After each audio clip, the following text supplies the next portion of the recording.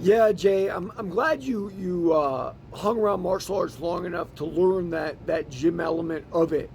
Look, El Nino at the time, and I'm going to respond to you and another listener who doesn't have his video on. They said, the other listeners something about when the gym is smaller, it's very hard to keep that element that I talk about with ego at bay.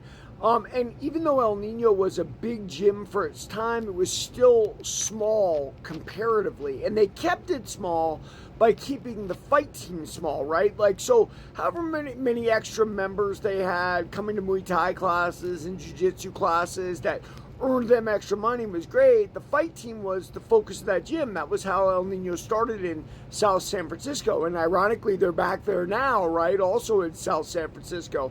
Look, as far as the 125er sparring the heavyweights, that goes to ego, man. Like, they got a newbie 125er and they're putting him in with heavyweights. It means they want their heavyweight to continue to feel good. And it's interesting. There's an element to that of fighting.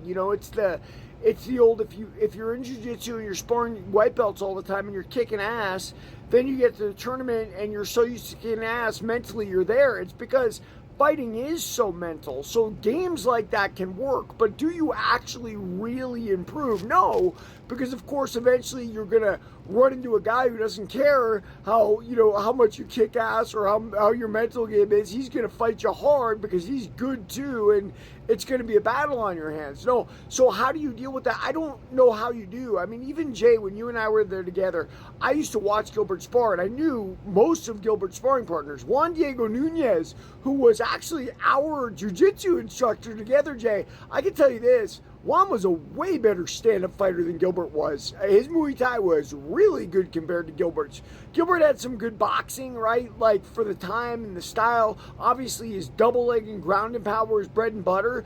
But it was very odd because if you look at Juan Diego Nunez's record, he was 2-3.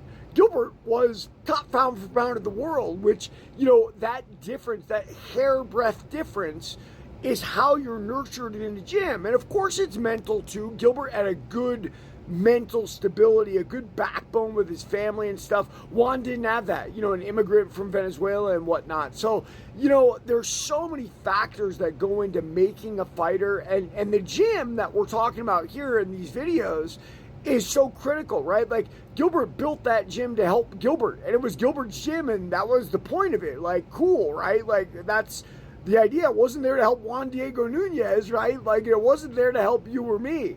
But, a lot of gyms have a lot of weird stuff going on in them, man. And it's very hard to find the right gym, and I don't know that there's truly a perfect gym. Yeah, there it is. Everybody read my book, Warrior of the